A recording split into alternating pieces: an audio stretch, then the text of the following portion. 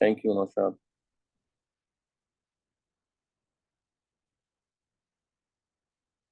Yeah. So we have some questions that we have been. Sorry, guys.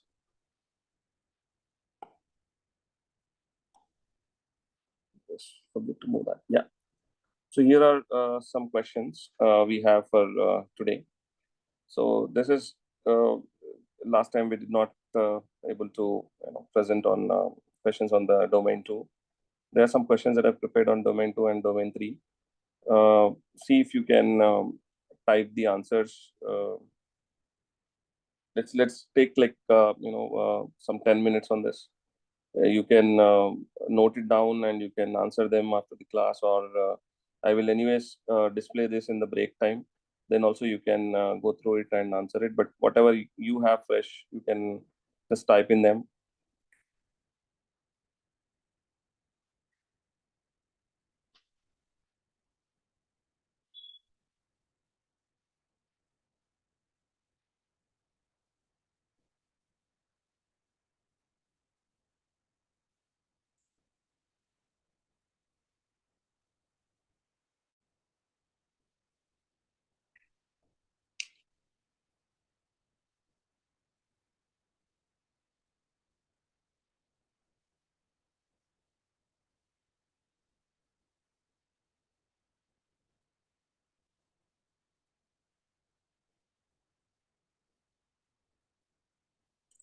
Probably you can quickly grab a screenshot of this and then you can put it for your reference. But try to answer them from your side. Don't take up any site or something to find out the answers or something, because this is not an open book exam.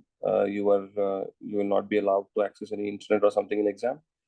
The exam will be in a closed room where you will be only allowed with your identity card, nothing else in the exam. So just be careful about it.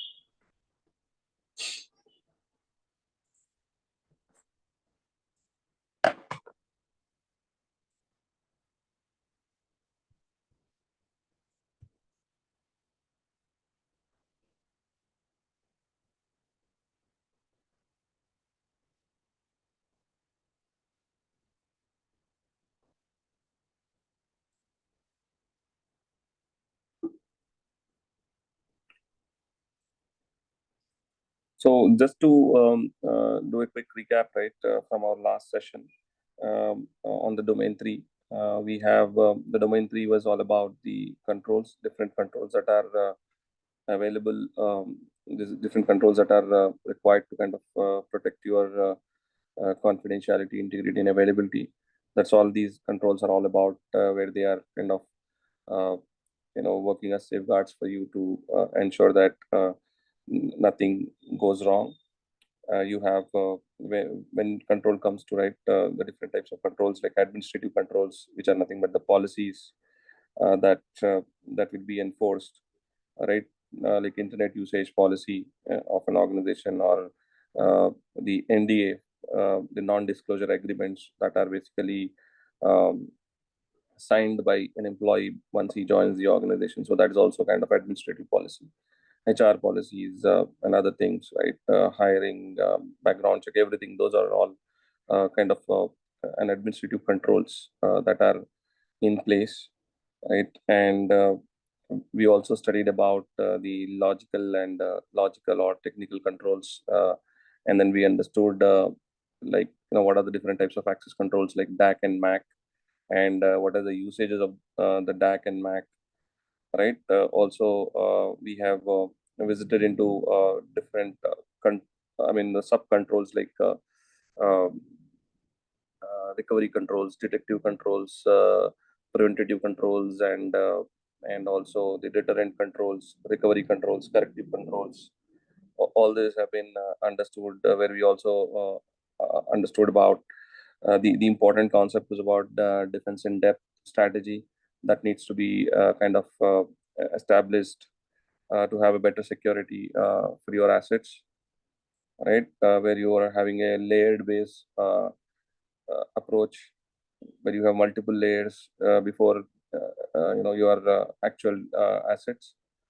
So we also understood about how the user lifecycle management is done in organization, right from the user joining from HR side, and then he comes into the organization, and how his access is provisioned, how his access is over a period of time, how his access is maintained in organization when he is changing his roles from one role to another role, like once he gets promoted or moves to a different department, how the roles are adjusted, how the roles which are required only has to be given to him, right? The new roles will be assigned, and if old roles are not required, will be removed.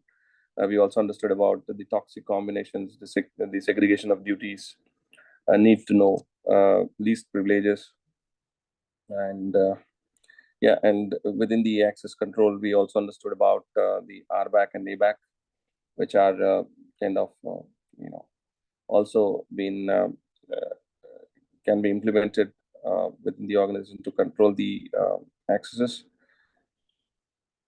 Yeah, that sums up the domain 3.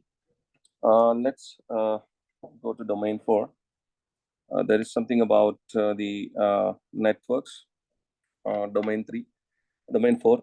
So domain 4 is little, I would say it is little bit long. I mean, lengthy in the sense. So there are a lot of topics that we need to cover. So what I've decided is like around 90% will be covered in this session today.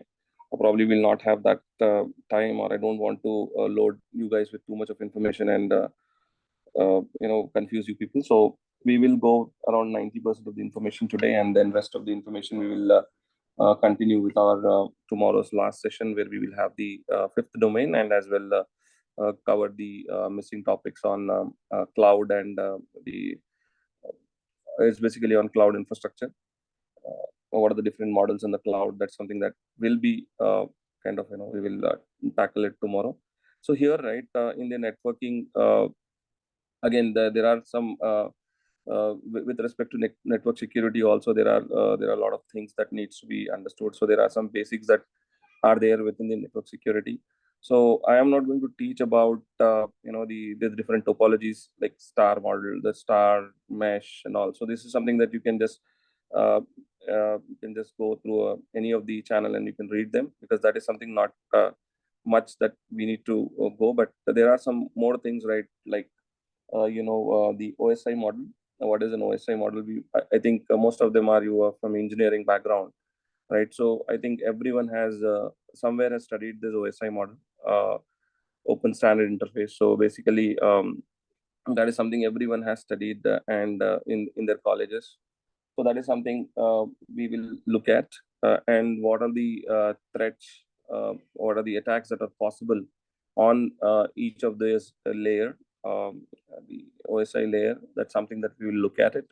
We'll also look at some of the attacks, different types of attacks, where we are going to understand what is malware, what are different types of malwares, what are the virus, what is worms, what is Trojans, right? So also we will look at one example of DDoS or DOS attack, how a DOS attack is performed, in a sense like through an a whiteboard. We will understand how it is happened, right? So on which layer also it happens, and what are the possibilities that will happen, right? Something that we will look at, and also we will look at some network infrastructure security. Like we were discussing about firewall, and then we were also discussing about IPS and IDS, prevention system and intrusion detection system. That's something that we were discussing from last 3 days, right? That's something that we will understand today. What is it all about? How it works? what are the different types of IDS and IPs that are available. Yeah, that's something I'll cover the things today. Moving to next topic, right? There's some content over here. Just ignore that. That's something that we have just pasted to make it as a document. But let's go to the things. So right, like in general, what is networking? Right? It's basically two systems trying to connect each other to kind of share the information or share some resources, right? If they are in if they're isolated, right, they just work as a standalone. But the need is very high. The requirement is not just to be standalone. The requirements are to have connectivity. The requirement is to kind of share the information from one geographical location to other geographical location, right?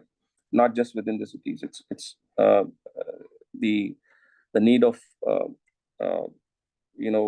exchanging information has increased so much. So right, that's how this concept of networking is there, where it is basically helping you to securely helping you to share the data with each other, right? And within that, right, when you are sharing the information, when you are exchanging the information between two parties, right? So how do you ensure that, along with that, you ensure that security is part of this particular aspect, right? For example, if you are sharing a data over the internet with some other person, which is very critical data, right? Which has got a lot of information. If gets breached, right, you will have a financial loss because of that, or you'll have a brand and reputation impacted because of that, right? So this particular aspects, right, when sharing the information, so we have to take certain things into consideration when we are sharing the information over the internet. How we are going to say, for example, from you are sharing the information from one destination to another destination, and there is a person, man in the middle, right, who is sitting in the middle, and then he's trying to observe that information. If you are sharing the information in an unsecure manner, right? So you're just sharing the information in a plain text. So he will be able to get through that information, and he will be able to extract that information, right? So this while the networking is there, while the systems are connected, interconnected with each other, geographically connected, but same time the cybersecurity has also be the security has aspects also be considered in order to ensure that the communication is safe and secure across the any of the channels that you are sharing. So there are, as we understand, there are different types of networks we have. We have local area network, we have wide area network.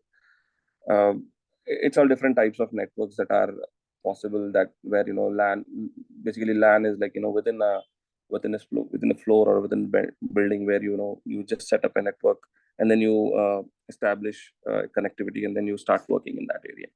So that's something, different types of networks are possible. So there are different types of network devices that we need to understand a bit to see what is that we need to do on this. So there are different types of network devices like hubs, switches, routers, firewalls, servers, and points. Right. So these are something which are basically used as part of exchanging the information. So hub was earlier used. So probably this is something that you might also have some hubs and switches at your places. The routers also, like there are some devices which has got a different way of. It has got a lot of connectivity ports to that, right? Where you connect your RJ45 cable. I believe I am not a networking expert, but I am just trying to tell you that there are some switches, there are routers that you basically use to get your networking done. So these are some devices that are helpful for you to kind of connect between two different systems or two different networks uh, to see that you have a communication established, right? So this is again, you also have a firewall in that, which is basically going to inspect your packets which are going out from your in and out of your network, which is coming in and then also going out. So this is something that these are the network devices that we just need to remember. And we will, if there is anything that we need to know about this devices or something, we will just get back and we will understand them. Endpoints are nothing but these are the devices, actual devices. This could be a desktop, this could be a laptop, this could be a workstation, this could be a mobile phone that are kind of connected to the network. Right? So these are called endpoints. So servers, I think you all know, the servers are like basically where you host some information, where you save your files, where you deploy your application. When hosting and deploying application is same thing, where you have all the, also you can have a databases on that where it is going to store information of different things that you're processing, where your application is in need of any data, right? So it can basically leverage that database. So the servers are made up of all different things like file servers, databases, anything. It could be a web server which is basically serving the request of end user to give you information which you are requesting. So this is all of servers. So moving to our topic. So you just need to understand a bit more about the MAC and the IP protocols. So the MAC address is basically a unique address assigned to each of the devices that will basically work in hand with your IP address as well, where it is going to have a resolution done where IP address is mapped to a MAC address, and then the information is shared to the other participant. So we will look at it once we go into the OSI layer. So just make a note of this concepts. So a network at glance, right? How typically a network is set up, right? So we were just discussing about routers. We're just discussing about firewalls, right? Switches. So this is how the network typically is set up. This is just a base. I mean, the networks are like there'll be different segments. There is different LANs, VLANs within the network. Who is having a network background will be able to quickly understand this.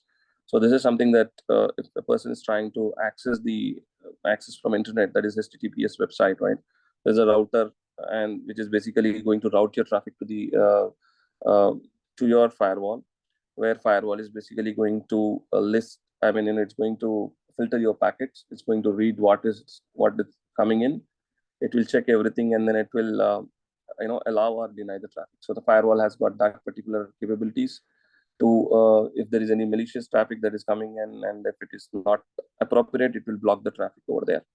So that the firewall basically works at there are different types of firewalls. So one that works at the lower level, the other works at the layer 7.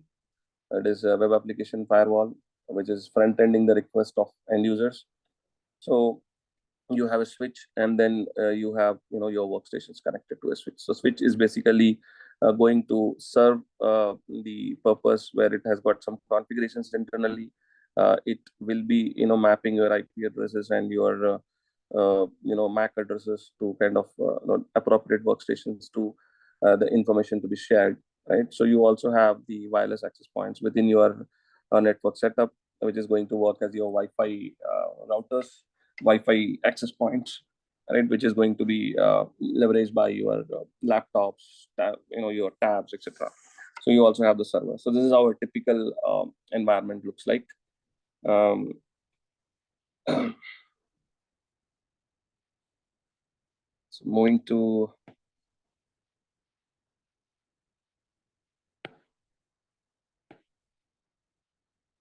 yeah. So there are typically the OSI model, right? So this is the standard that has been used from years, from ages to kind of how which basically says that how the information is passed on from one layer to other layer, and how the information is converted, and when it comes to physical layer, which is the last layer where the data exits and the data comes in. So how that information is shared, it's based on different protocols, different um, say for I have a I will just go to the thing that I have written today. So there's some notes I made it, which will definitely help you to understand better.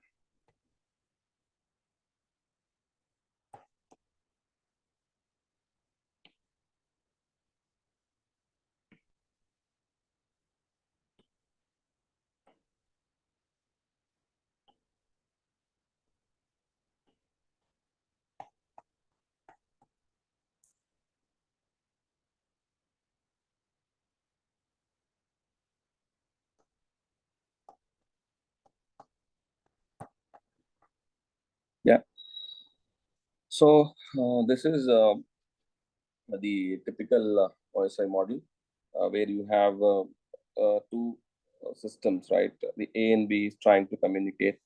So at the top layer, the application layer where the user is interacting, uh, say for example, you are accessing the web pages, you are accessing the HTTPS website. So we're just trying to access our CC website, right?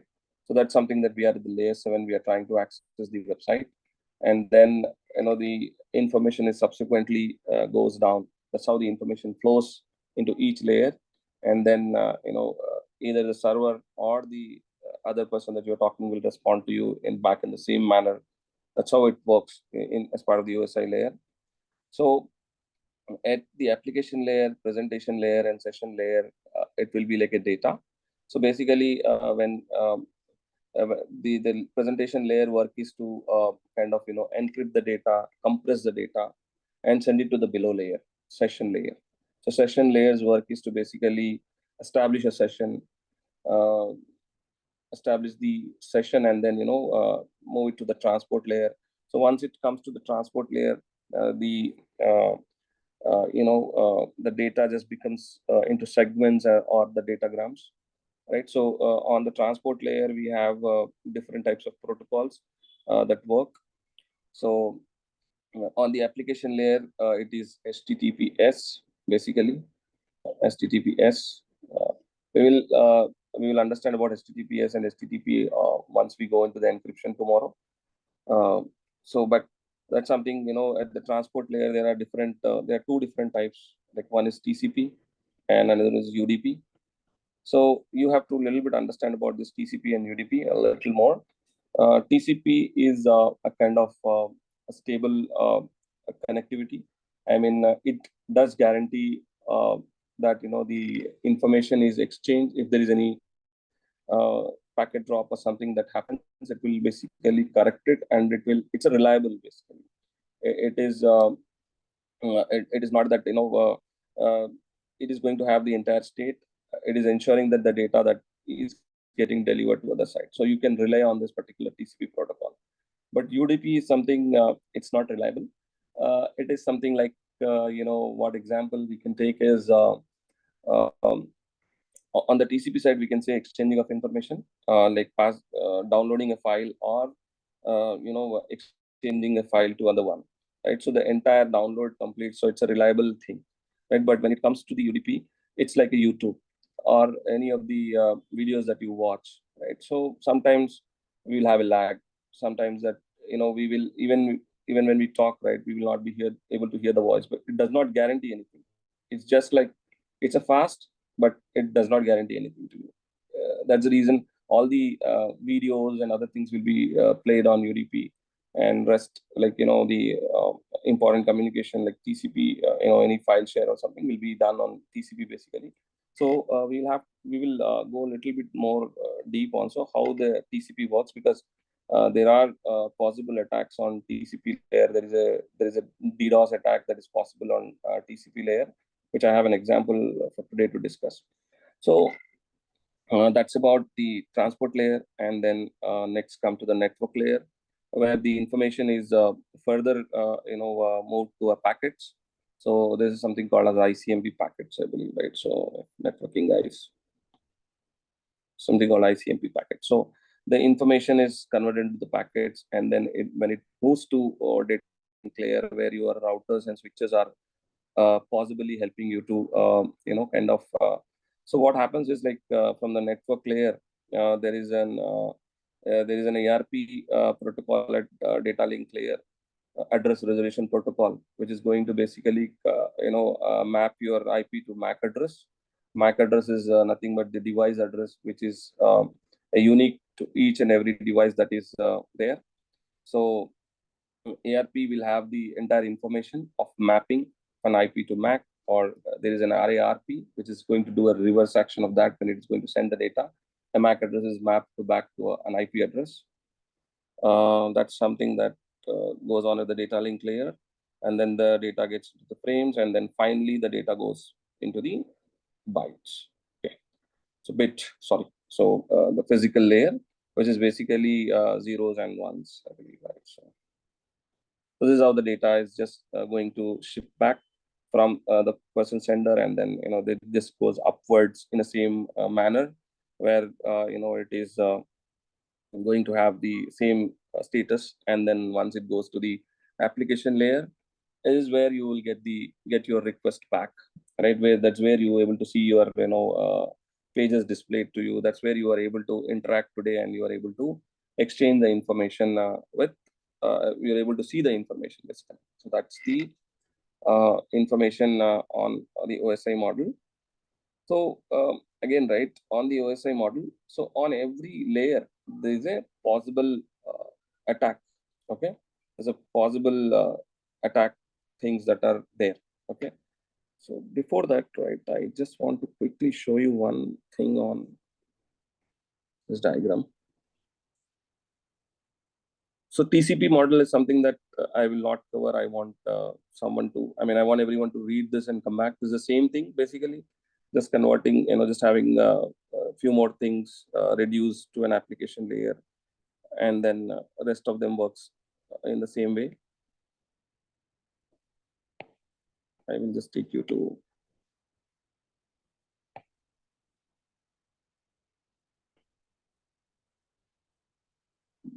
some diagram that I want to give you an example.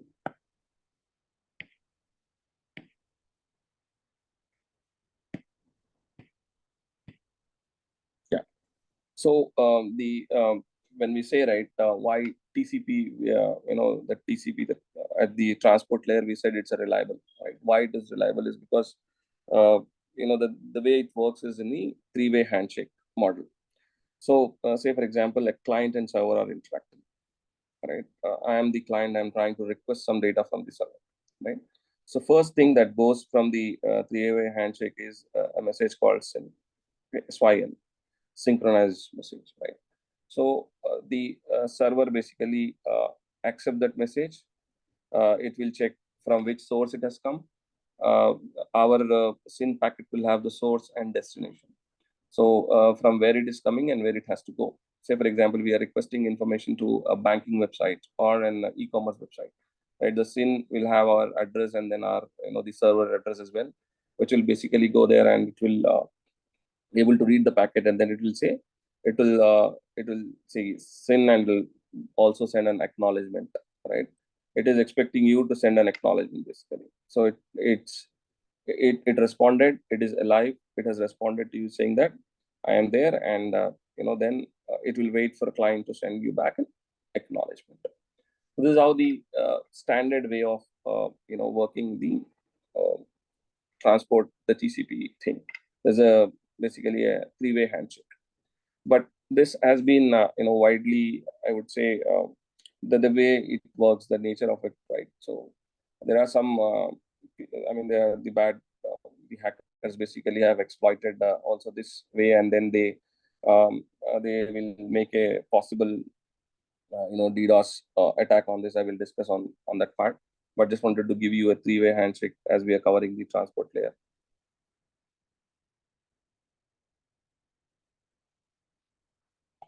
Okay, so we just looked at we were just looking at the possible attacks on the physical layer, right? So you might be just thinking like, what could be a attack that is possible on the physical layer? Yes, there are chances, and there is a already things that are being discussed. That is something called physical layer tapping. Someone will be tapping at the layer to just to get your information, zeros and ones, right? There is also sniffing that happens, is dropping that can happen.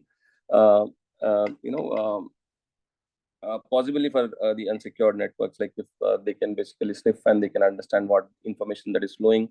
And also these are like also there's a possible that electromagnetic interference. I am not a you know uh, I mean from the engineering background, but this is something that what happens is when the wires are passing, I mean the cables, right? The data cables that you keep it, the physical layer cables, right? That you have in the data center, right? If they pass it through some power cables, right? I was reading about that. So if they pass through that, they will generate some EMI. So that is also kind of, disturbs the communication. That is kind of uh, um, uh, it basically it may corrupt the information, so our integrity and our availability is at challenge, right? So that is something that uh, to in order to save, or in order to have this, right, the recommendations are to have to use the fiber optic cables basically, which are not like the signals, basically zeros and ones, but fiber optic is more on the light, I believe, right? Signals. So that is something, it passes in the light, right? So that's how the it is suggested, but it is costly. Those fiber optic cables are costly in nature. Um, and yeah, so generally to have this EMI, I mean minimize, right? So what they basically suggest is they have something called a Faraday cage or something that they will implement to kind of reduce the things. Okay. And also at the Wi-Fi attack, say for example you have an Wi-Fi setup, right? So there is something called evil twin. That is also a kind of attack that is possible, where they will set up rogue Wi-Fi's, where if you're going to connect within your network, there'll be some rogue Wi-Fi's that are set up, and then if you try to connect and if you try sharing the information, then this since these are not secured things, it just looks like your Wi-Fi itself. There's a possible that you will be uh, exchanging the information by connecting that Wi-Fi, which is not secured at all. So always you will need to ensure that you are connecting to the secured Wi-Fi's, not just the Wi-Fi which is free or which is available for you. Okay, so in general life also ensure that you are connecting to the secured Wi-Fi's only. So there is something that we also there's also this concept of side channel attack that was discussed in the domain 4. So I just wanted to cover that as well. So uh, there is a side channel attack, basically kind of attack that is possible. uh, how it works is like it is not going to work on any of the say for example any of the security control, directly not hitting any of the security control. Say for example you have firewall setup or you have an encryption, right? You have done your encryption. It is not going to hit, it's not going to do anything on the encryption, it's not going to harm anything. But what it does is it will basically do some background analysis, like for side channel attacks they will use some devices, right, which will basically get some information like what is the time it is taking to do an encryption, to take this, to do this operation basically, how it is how it is working, what is the power consumption that is happening, right? How much time it is taking to complete the task.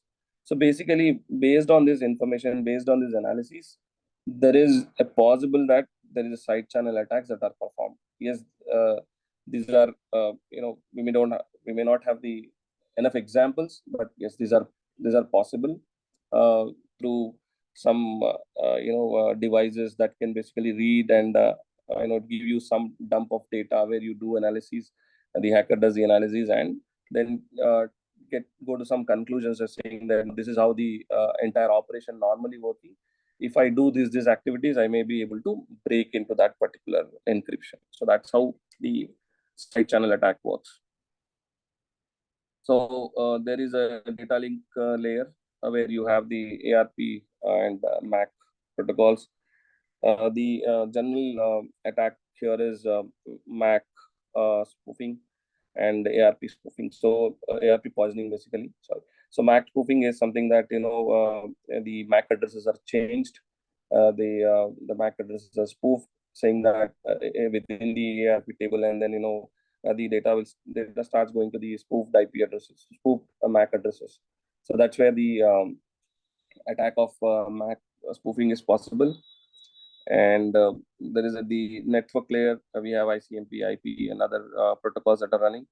The possibility is IP spoofing and ICMP attacks like ping flood and ping of death, something that you can read. I mean, you can just try and understand what it's all about. If time permits, we'll have a discussion on that. There is a transport layer, as we said, right? The TCP and UDP. So there are different types of attacks that are possible on TCP. So there is a SYN slash ACK attack, SYN acknowledgement attack, that is a kind of DOS and DDoS attack. I have some representation for that for you to discuss on one attack in detail. So here, so what is a SYN flood attack, which is a DOS or DDoS? So there's a difference, like small difference. So if it is coming from a distributed system, so from multiple systems, then it is called as distributed denial of service attack.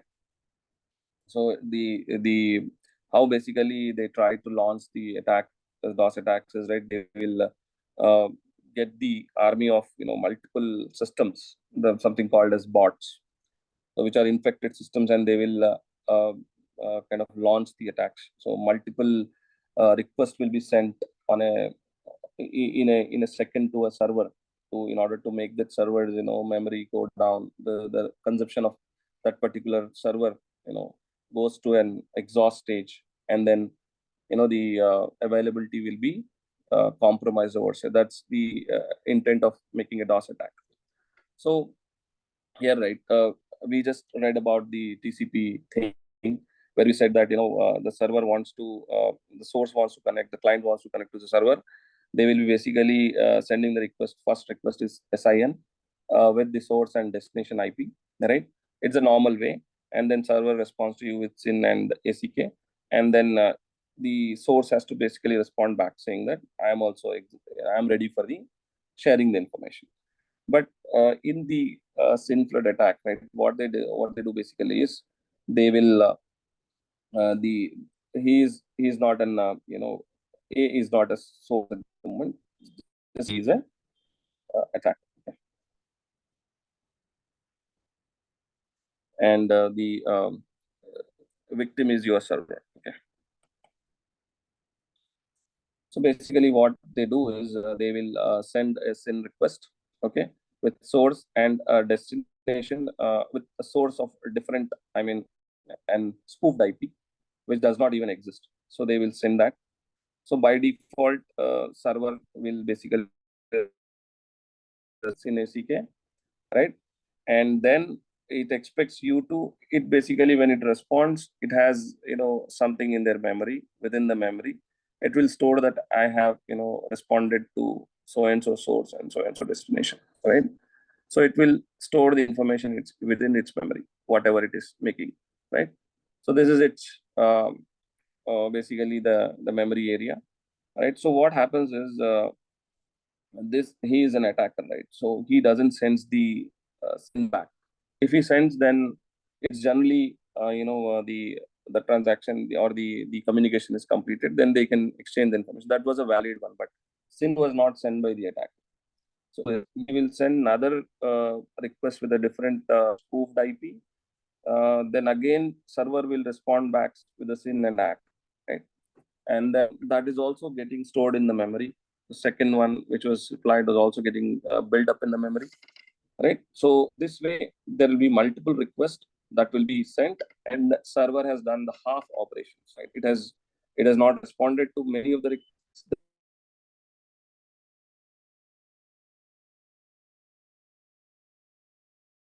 Like for example, there are like hundreds of requests have been sent to the server. So what happens is ultimately the memory of this thing will go for, the the memory will go for, you know the complete memory will be consumed, and the actual so now so this is what happening currently.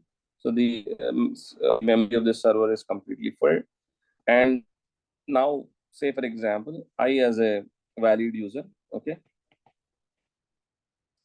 valid user trying to access to this server, okay, I sent my SYN request, okay, and I will not get back the SYN YACK from the server because this is already busy.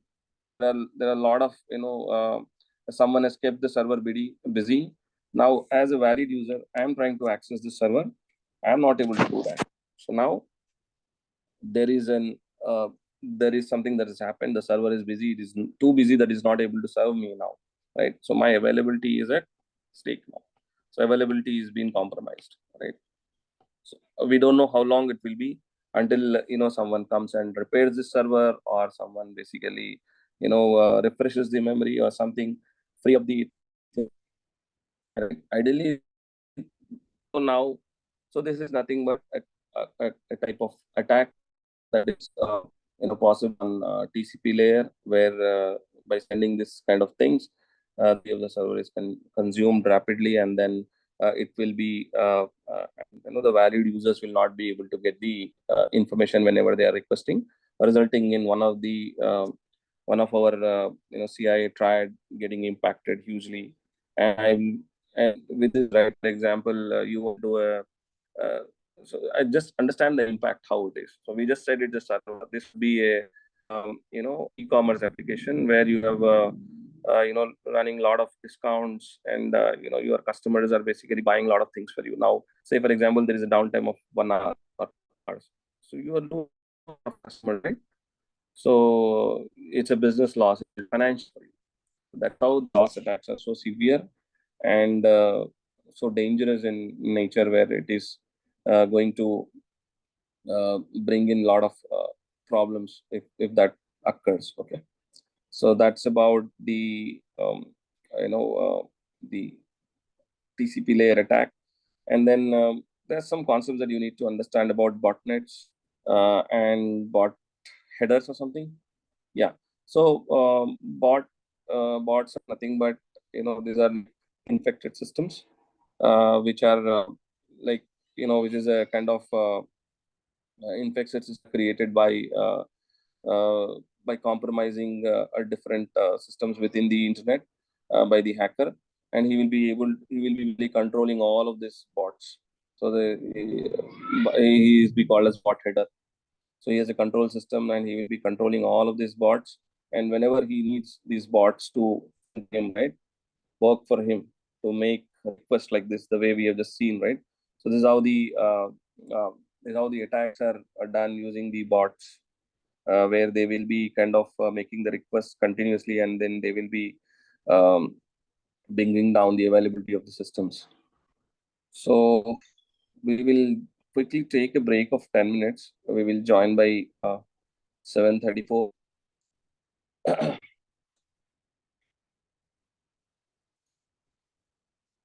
I have also seen the chats, some of the chats that you all answering the questions. I will display the questions also after we complete our today's session. But great to see the responses. People are sharing.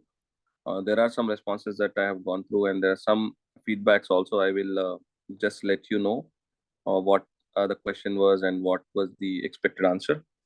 But thank you for participating in questions, answering those questions. Okay, I'll start this screen share again.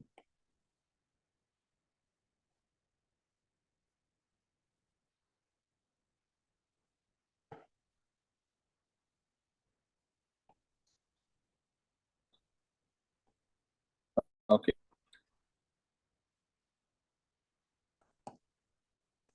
Yeah. So we just discussed about the TCP/IP SYN flood attack, which is possible. Right? We discussed about the botnets. Yeah. So there is something called malware that we need to be aware of. Um, Basically, a malware is nothing but kind of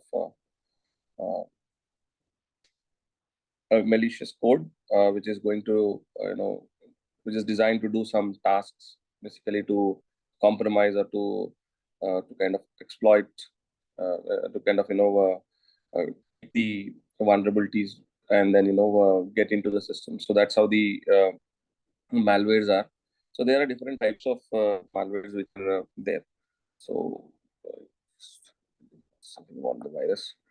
So okay, so there are different types of malware. So worm is one thing. Um, Worm and viruses. So viruses are basically there are different types of viruses. Some virus also is there. Right? Just like that. So virus is something which is kind of uh, which can be entered into system through some USB. It needs a human. It needs some way to kind of get into your system. Say for example, you have plugged in a USB, okay, into your system, right? So there is a chance that virus can basically can start doing its activities. It can basically um, spread to other files. It can internally move. All those things will happen. But in order to have the virus coming in, right? So there is a human interaction which is required. Someone has to plug in the USB. Someone has to click some malicious link or something. Then this virus basically gets activated, and then it starts coming into your system, and then it will start moving internally to your other systems. So that's about virus. And worms are basically they are mostly like self propagation. They don't need anyone to go and plug in a USB or something. It's just part of some malicious code or something. It will do the rest of the things. It will basically execute by itself, and then it will be so aggressive that it will try to infect as much as systems within its scope before you find it out, or before you try to quarantine it, right? It is something that is going to be very aggressive, and it is going to spread into multiple systems, and then it will impact. So that's about the worms. And there's something called Trojan. So uh, this is something malicious code embedded in a program, right? So what happens is the links look the program, or the link looks to be very legitimate to you. When I say legitimate, say for example you are visiting some website, right? There's something called an offer, or there's something called a discount that is over there, right? So it looks to be very good to you when you are looking at it, right? But when you clicks in, then the actually story behind that starts, because there is a embedded code which is actually put in over there, which you are not aware of, right? So this also can be possible. Say for example, you are using some software, like open source software, which is not approved, or something, right? So it is just there, and you download it in your system. So it looks to be very good to you, but in the backend there could be some malicious code which is embedded in that program, and it is trying to run, and it is trying to do its job in the backend, which you are not aware of. So you never download all those open source things just by next, and then you install it in your machines. So always download the licensed versions. Always look for what you're downloading. So there is a possibility that the Trojan can be there, and then you can compromise it, right? So there is also one another uh, something called remote access Trojan. What it does is basically when it is getting deployed onto the machine or any of the server, right? It is going to give back the control also. So it is very intelligent and give back the control to the attacker. So it is something that once it is deployed there, it is going to connect back to the attacker, and then it starts sharing the information, or it is going to work in the way he wants. Okay. So this signature and behavioral will come back once we discuss about the intrusion detection and prevention system, right? So we were just discussing about the intrusion detection and prevention system. So these are some of the controls which are logical or technical controls which are set up at the network side uh, to kind of see if there is any malicious traffic, malicious things that are happening in your network, and to either to detect them or to prevent them. So detecting is something that it just says there is an attack that is happening, there is an abnormal behavior that is happening. You have to take an action on that. So intrusion prevention system is a different one, which is going to basically even stop that attack, even if it is going to block the traffic, right? So if it sees anything malicious that is happening, it will also take an action, not just detect and leave it there. So it will prevent that from happening. It will ensure that it is going to run, it is going to execute that policy what you have set as part of the prevention, and it is going to exclude or it is going to block that particular IP address or block the traffic which is malicious in nature. So how you deploy an network, how you deploy an intrusion detection and prevention system is there are two ways that you can do within the organization. So one is called as network based, another is called as a host based. So one is that network based is something which is at the network level. So I think we have an example on our presentation. Let me go there. Looks like there is something.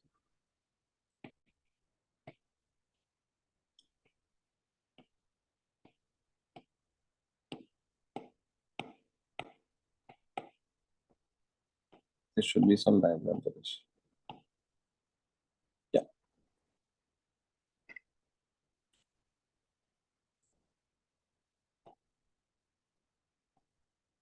yeah. If you can see this, right? Uh, this is your network. You have your internet symbol, the HTTPS, and then there is a firewall, and there is a NIPS and NIDS. Right? You can see network intrusion protection system and network intrusion detection system. So this can be installed in a this can be set up in a different ways. So one is that at the network level. When I say network level, this will be basically facing the outside. I mean, where the traffic is actually. I mean, from where it is coming in. It's like entrance, right? You keep it at the I mean, not at the internal side, but you keep it at the external side where you are trying to monitor entire your network, right? The entire network, what is happening, which traffic is coming in, which traffic is malicious. So the network intrusion protection prevention system basically takes the entire network traffic, analyze it, and see if there is any suspicious thing. It will block. If it is a detection system, it will detect and it will give it to the. It can basically integrate with the SIM solution, the centralized solution to take further action. Say, for example, there is a log that is coming in from the detection system, right, into a centralized console. They can basically see, okay, there is an attack that is possibly underway. Let's go and detect, and if it is, really if it is false positive or if it's a true positive, then they will take the action accordingly. um, that's at the network level. So entire network will be basically scanned, and the actions will be taken. So this is one kind of control, right? But for example, if something if something more as you are looking at, say for example, you are already securing your network, right? But you don't know the systems that you're attaching, the workstations, the phones, the laptops, the servers that you're attaching to the network, right, may have something malicious. Maybe your workstation that you are connected to the internet to your organization network has got some malicious things within that. So those will not be detected because uh, it is going to only check the incoming traffic, right, which is coming in from the internet, right, at the network level.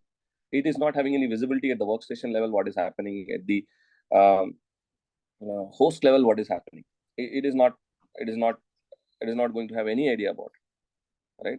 So in that case what they do is they will also take an approach called HIPS, that is host-based intrusion prevention system, or host-based detection system, which is basically going to set up on individual laptops, individual workstations, individual servers, or individual devices that are connected as part of the organization network to have a better visibility rather than from the network, also from the devices that you are using.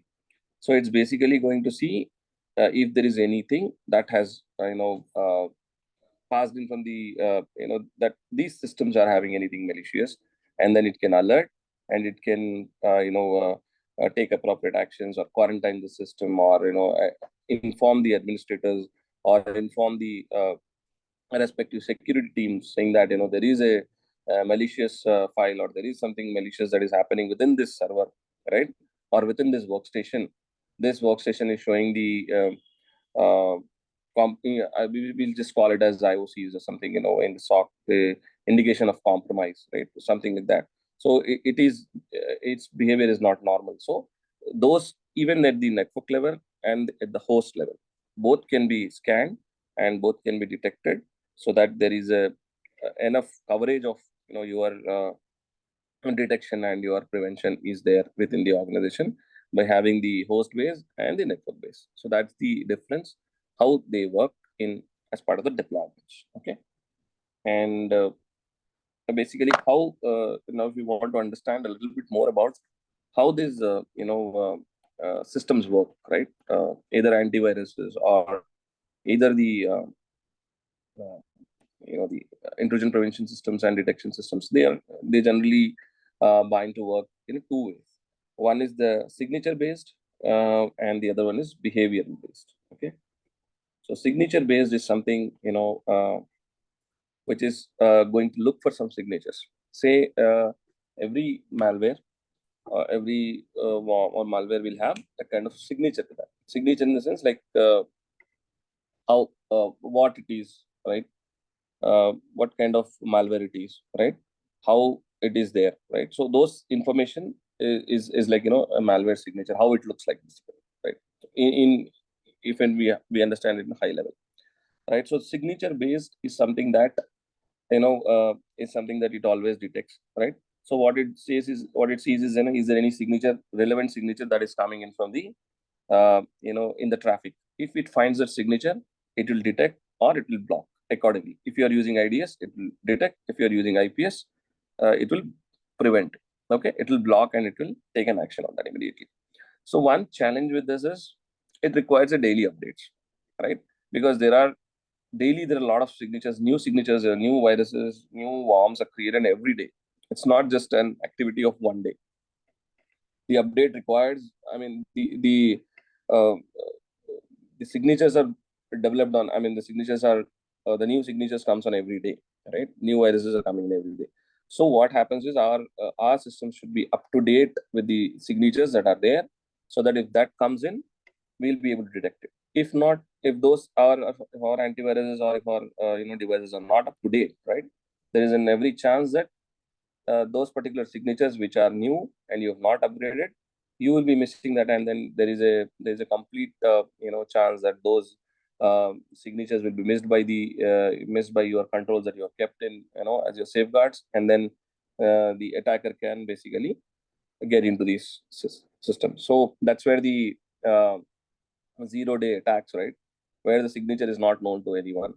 So that's where the things will happen. That's where the compromises will occur when the 0-day attack happens, because there is no signature for that. No one knows that, right? So that's how it is. And behavioral based, right? So what behavioral based is it is kind of uh, checking, it looks for behaviors. I mean, it looks for any abnormal behavior, it will make a baseline. So the entire traffic that is flowing in, right? So what these IPS and IDS systems are capable of, or intelligent enough to understand your traffic, first of all, right? What is normal, what is abnormal. So it learns also by they are all adaptive. They learn, they understand the traffic, right, how it is moving in, how it is coming into your system, right? So they also learn and they understand. These are nothing but these are like technology solutions, right? So they have the capability, they have engines, they it's very big deployment actually, I would say, where you have a lot of these tools which when gets deployed in the organization, right? So they have their own servers, they run on a very big platforms basically, right? So what they do is they learn the traffic and they make one baseline.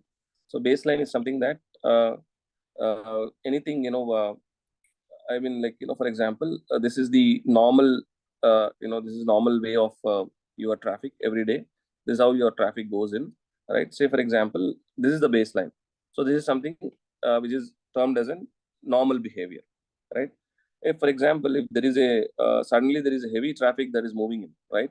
So it is understood that, there is some data being exchanged, right?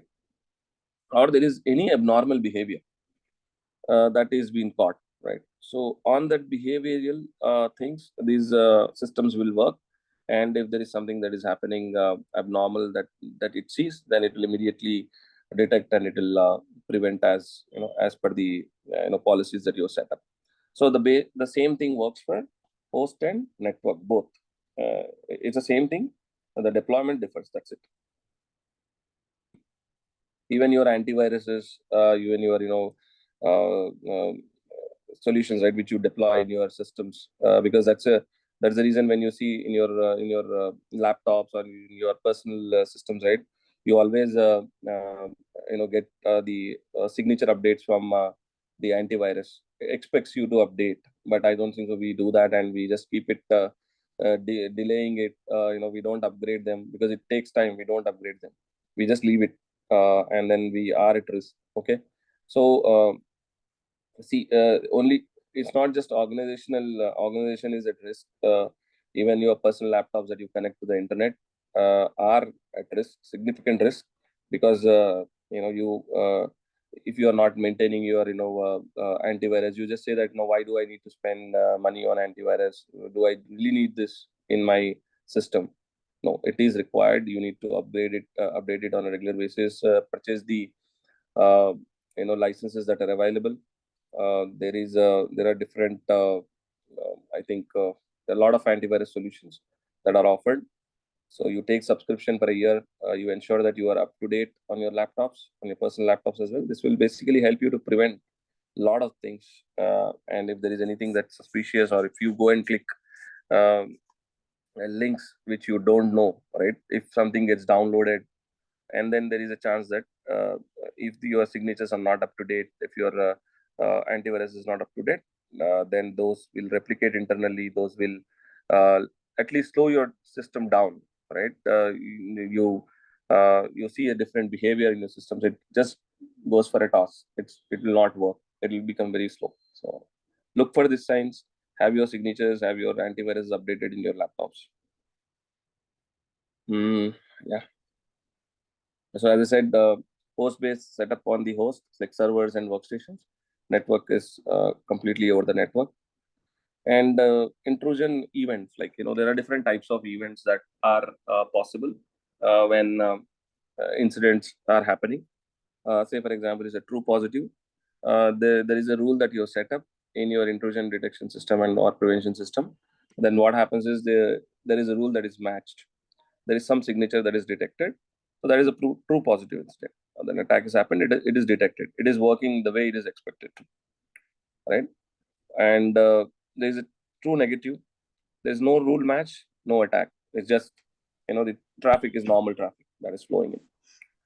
And false positive, there is, just a second, rule matched, but it's not an attack. So it's a false positive. It's a false alarm. Say, for example, your internal system is doing some malicious activities, right, for internal testing purpose. But then this can be basically ignored. When you have the rules, and these things cannot be may not require to do a kind of um, kind of incident thing, because it's just a rule matched, and then something that is being done by your internal team. And if you have that thing understood, then you can basically ignore that. And false negative is something that no rule matched, but the attack has happened.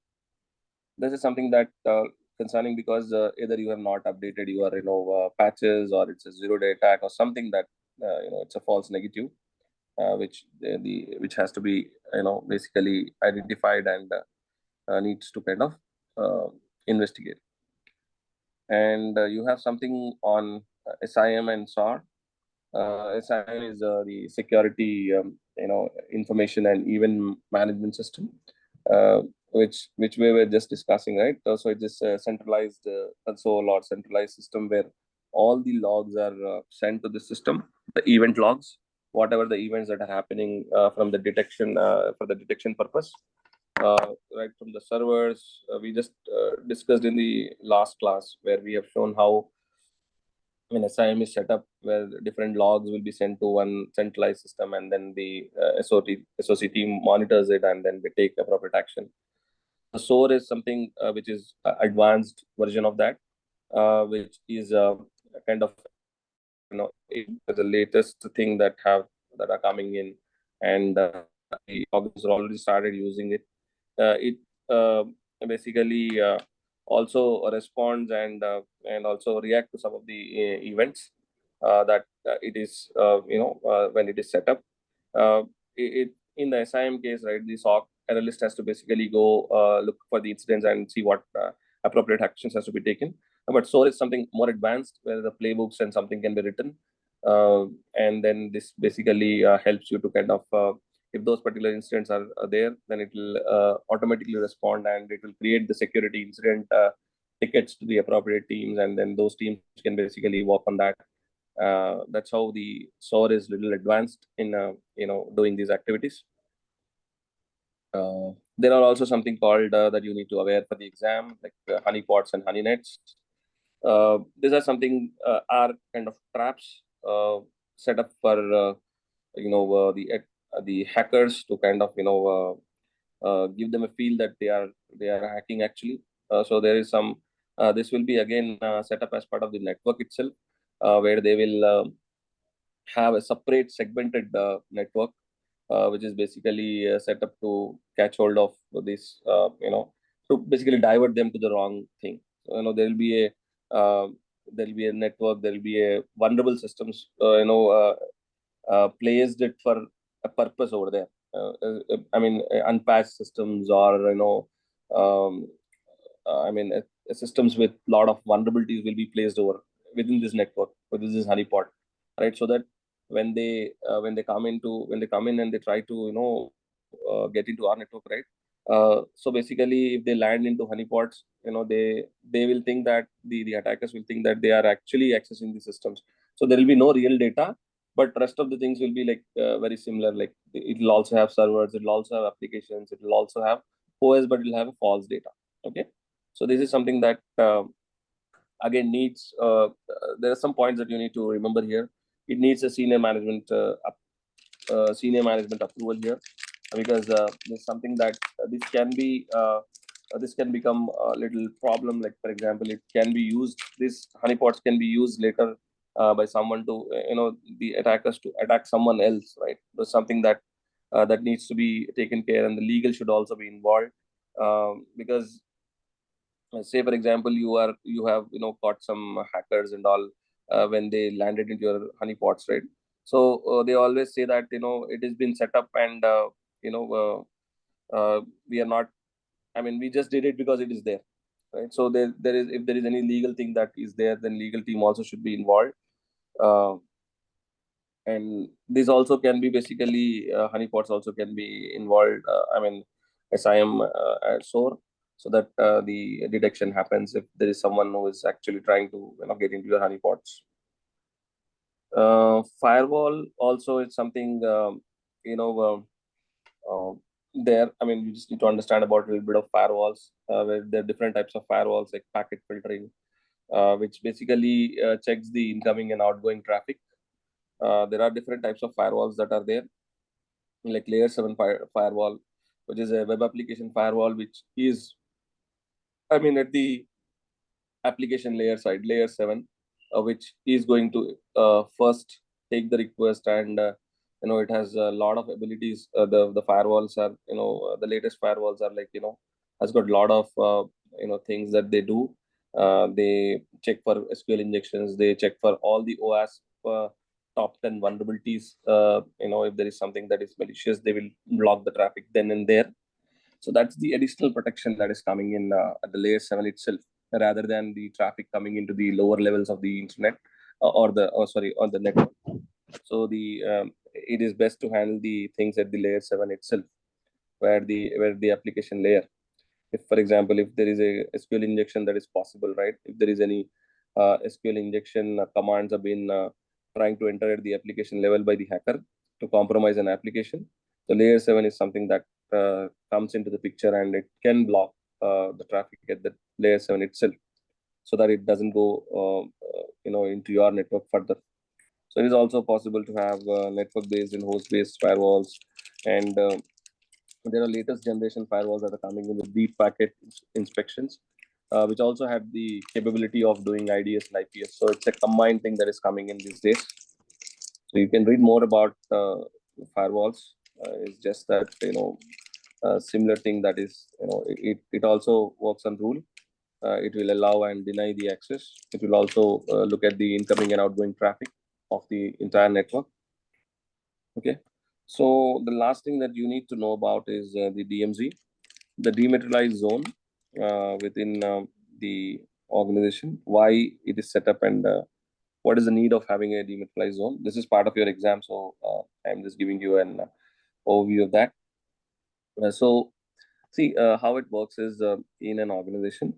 Say for example, you have this is your organization XYZ, and then you have entire servers here. I mean, you have your network. I mean, basically the entire network. You have your switches, you have you have entire your data center and everything within your thing, right? So you have your servers, you have everything. I mean, working for you. So this is your internal. This is your internal network. Okay, internal network.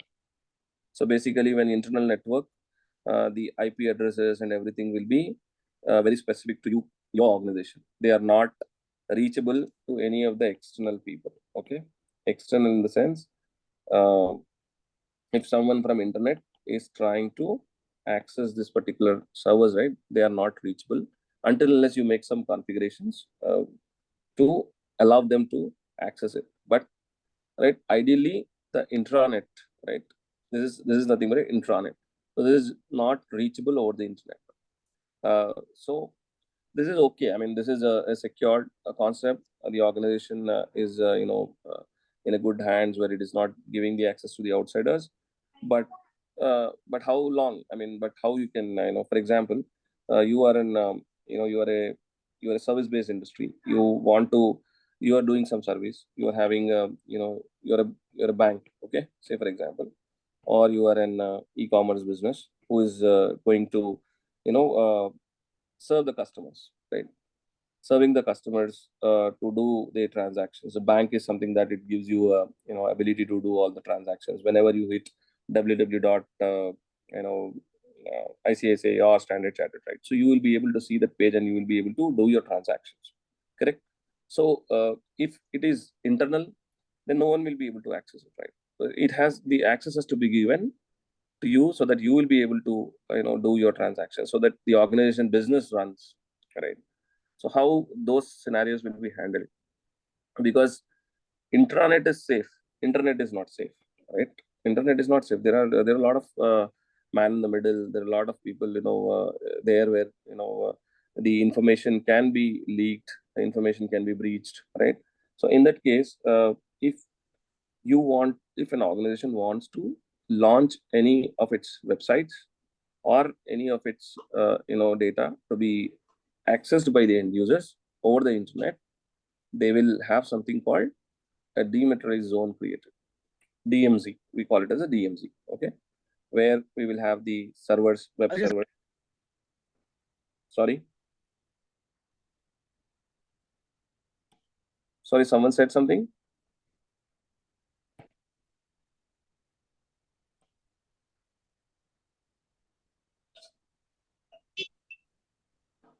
Looks like someone was on the Mute, not muted. Okay, I'll just go back to the concept. Oh, just lost that. So what happens is, if you want to basically expose your the servers, or sorry, expose your URLs, or expose your application to the internet users, right? Then you set up a zone called DMZ zone, which is a segmented zone, which is well maintained and when segmented zone that is not going to have a direct connectivity with your internal network at all. All right, so this is how it works: is your internet network, and then you have an internal firewall. If any request that needs to come into your organization from DMZ has to pass through this internal firewall before it is landing onto your internal network. And of course, there's also an external firewall where you are going to give access to the end users, where you can also have the ability to say, for example, if this is a very confidential website, or if it is only need to be accessible by some people, not everyone on the internet, right? So this is something that you can have a external firewall, which is going to have some rules and regulations that are again enforced.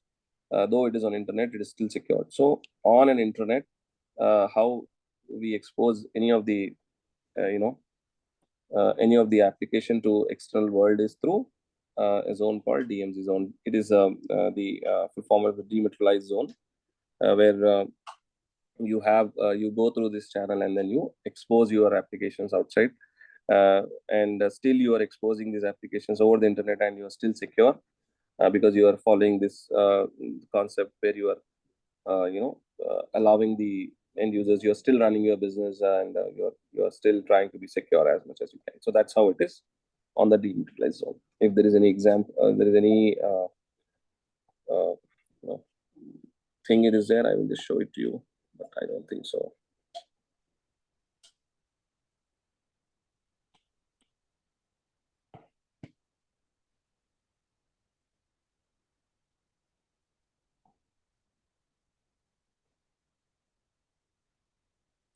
Yeah, so there are some more concepts related to our things, which I need to make some notes and give you some examples, like fire separations and virtualization, redundancy of power, how you have to maintain your UPS, other things within your data center to have your availability, the power availability always. That is something that we will discuss tomorrow. There are some topics that I just kept aside for tomorrow. Like in 1 hour, we can in 30 minutes we can cover all those things. How your HVAC system should be there, what temperature should be maintained, is all about those things will be done. And then we'll also have something on the cloud as well, cloud infrastructure, IaaS, PaaS, and SaaS. We will discuss, and then we will jump into the third on the last domain, that is domain 5. Okay. If there is any, I'm just checking if there is any sample that we can show it to you on the dematerialized zone.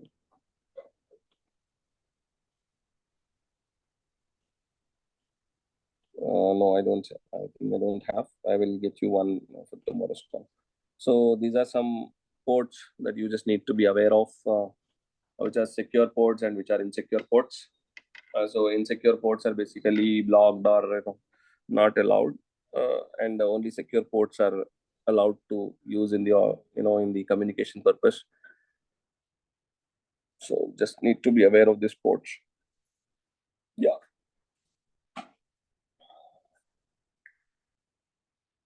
So this is about the around 95% or 80% of the fourth domain today. We will cover the fourth domain, as I said, tomorrow, and then subsequently we'll complete the fifth domain also. Probably we might extend. We will try to complete it by 8:30. But if you guys help me out with some more time tomorrow, then we can complete it by 8:45 or close to 9. If everything goes fine with us by tomorrow. So I will just get back those questions once again. If people, many of the people have joined a little late, right? So I will just put the questions on back again.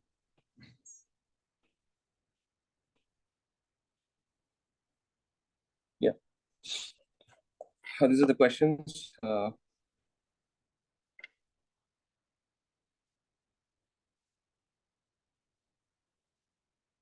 Sometime you can answer them.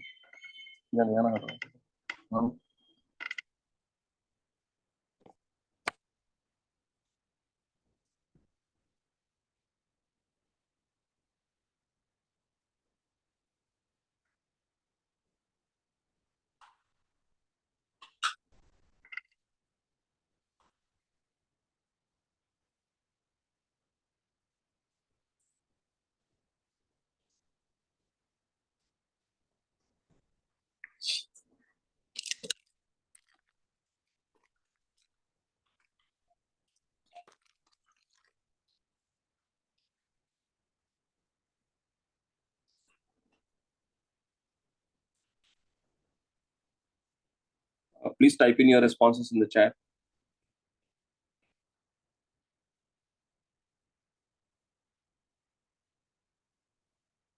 I will start responding to the chat. We can have a discussion on the questions like in 10 minutes. We'll give 10 minutes for the people who have joined late in the call where the questions were displayed.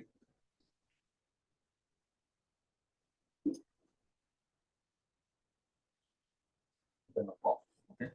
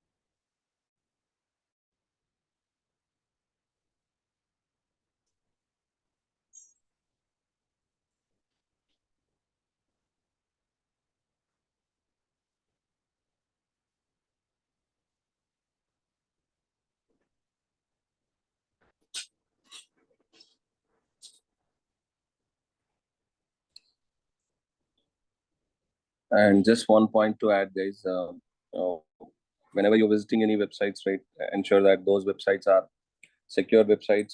HTTPS has got an HTTPS SSL padlock on that.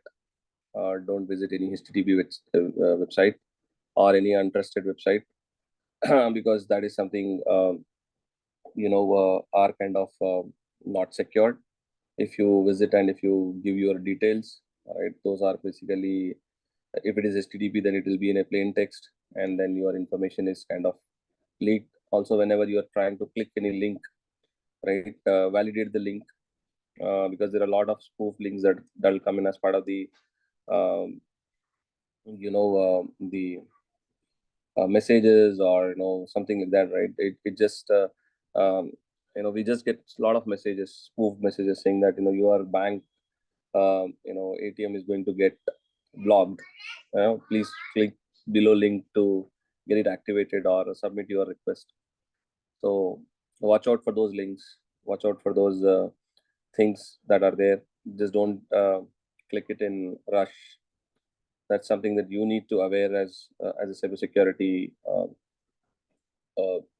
person, where you when you need to have the awareness. Also, you need to give the awareness to the people who are around with you, right? In order to safeguard from the threats that are there, lying lot of things, right? We might visit a lot of websites. So before clicking, look at those links properly.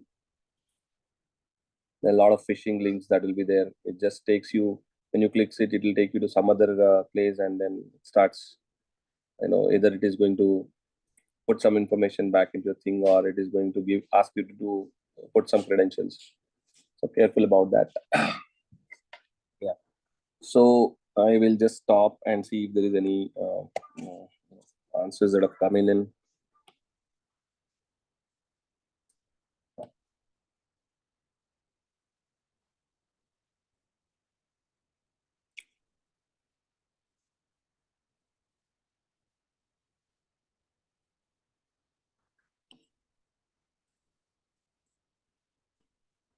Yeah, let me go through this.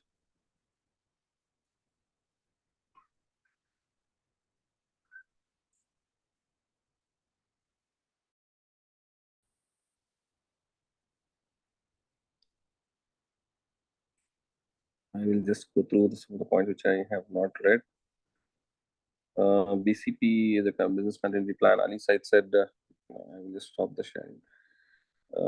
It lays out during an emergency, a situation where you may not be able to continue work or something has happened, to save your data. Yes, yes, it is. It is a sort of plan, Ali Sayed, where it is set up to understand what can be run as part of continue your business, right? In an event of disaster. So that's something that BCP plan about. Set strategies for recover as much as work as possible. Yeah, part of BCP. Yes, TR is part of BCP. First is business continuity plan. Yeah. Uh, BCP focus on keeping business operations during disaster, while disaster recovery focus on restoring data. Absolutely wonderful answer, Mohammed Khalid. That is the exact definition of the BCP and disaster recovery. Both are different, and BCP is sub plan is DR, disaster recovery. Excellent. Amir Khusro, when earthquake happens, we can get the data recovered. No, the Amir. So the idea of asking that question was the priority. Now, if there is a disaster, what is that? If there is a emergency situation happens, if there is a fire in the building, right? You are not expected to save the data. You are expected to save the human life. That is important. That is a top priority in which cybersecurity says about, right? So that's something that you have to take care.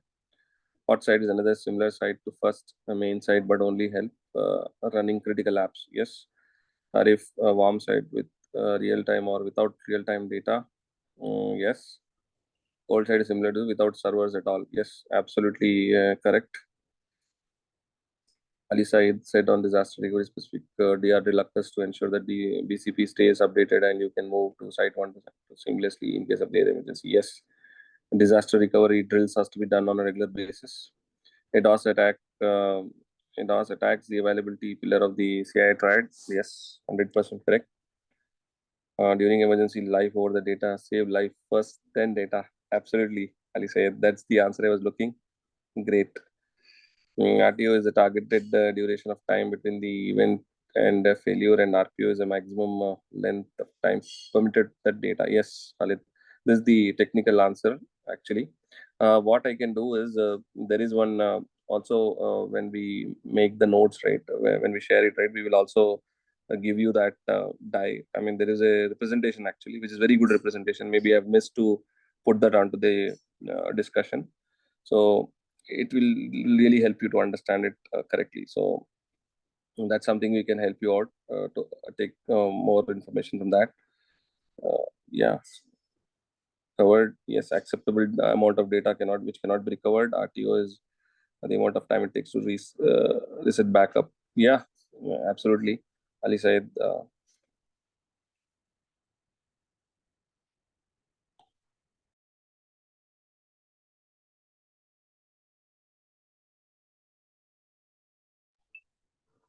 sorry guys.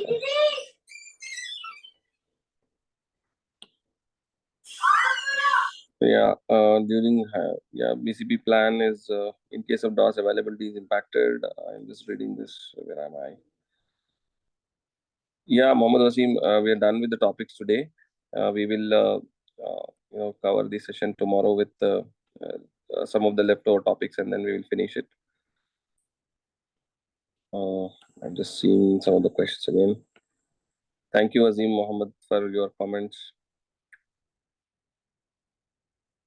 The process of creating long-term strategies, plans, policies, procedures to run business in order in a disaster called as BCP. Yes, Arif. Um, Ahmed Tahmim, type of BCP plans, OEP, IR, HOOP, TR, continuity, CS plan. Yes, yes, yes, absolutely. These are the plans we discussed. Yeah,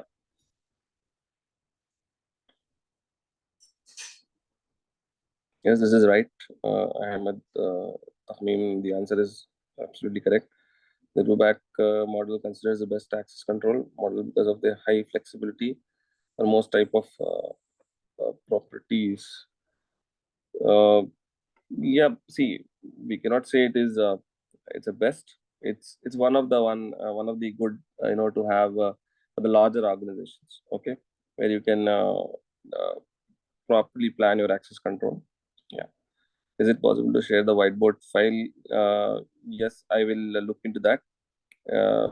If there is any, you might be able to understand. I'm not sure about it, but I will try and share you that as well as email. IPS is nothing but firewall, correct? It is, see, everything has its own purpose. They firewall does some specific things, and IPS does a little bit more. Their purposes are different, but over a period of time, they are getting converted. They are coming in a similar one box, right? The latest new generation firewalls, which has got IPS and IDS also. So it has got its own differences. Uh, you can look out for the differences, what exactly they do, but they are different. Okay. Yes.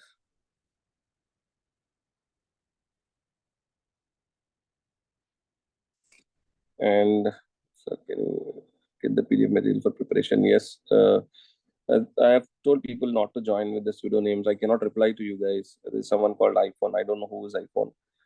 Um, so sorry about it. I mean, yes, PDF will be shared.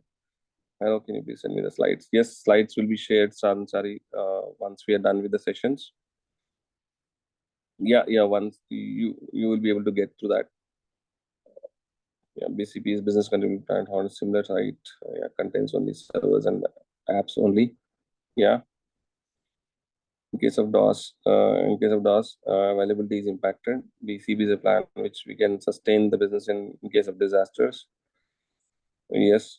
Uh, yeah, Ahmed, during emergency, he said human life is highest priority. Absolutely. That's something that we look for. What is RBAC is role-based access control, and ABAC is attribute control, attribute-based. Yes, Ahmed, if you can give me more details on what exactly they do, how they work, it would be more appropriate to to know that you have proper understanding on this.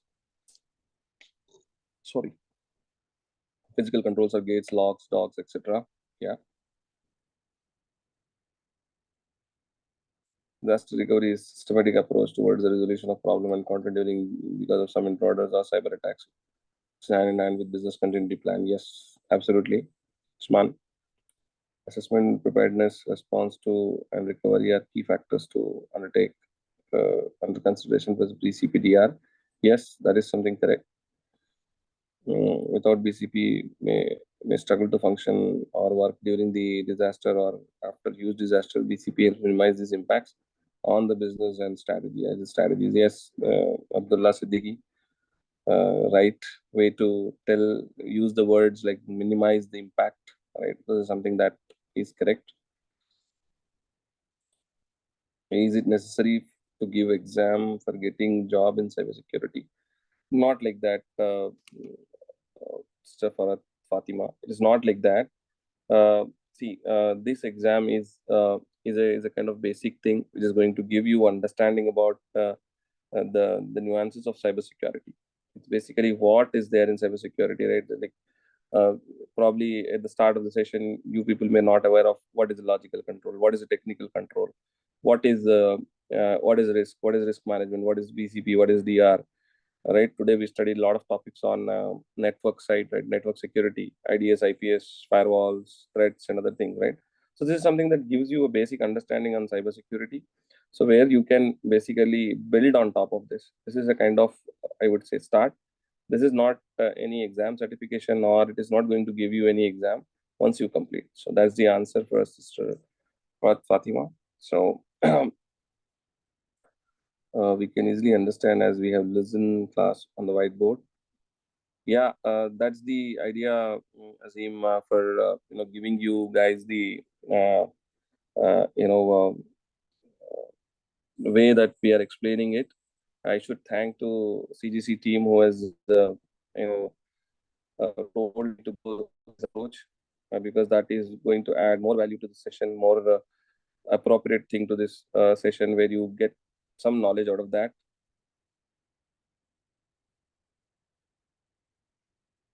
Okay. Someone said the dematerialized zone. Repeat in short. Yes. So dematerialized zone is something that is used in the organization to launch their websites, their in I mean their information to be on the external sources. For example, if someone needs to access your uh, you know uh, information on the internet, so the dematerialized zone is used to publish uh, the website over there, and then it has got internal and external firewalls. Between that, there is a dematerialized zone set up securely. Even on the internet, you can securely give access to the um, end users who are on the internet. So that's about dematerialized zone. I will yeah if there is any further thing that you want to understand, we will take it up on the call tomorrow again. DRP is part of BCP. Yes, Mohammed Mujahid, it's right. Sister Zainab said privilege account granting access and privilege beyond those of non-privilege accounts. Yes, that's the privilege account.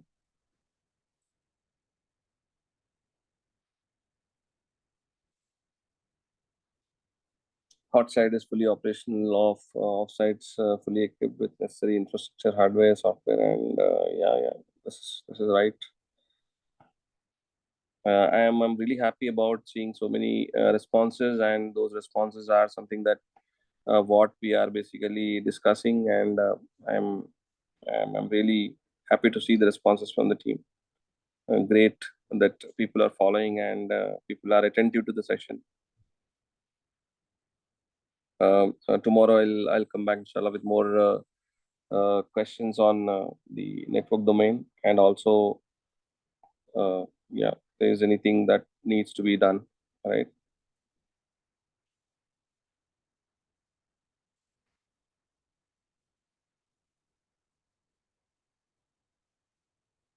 We have completed the session today well ahead because I have cut short some time.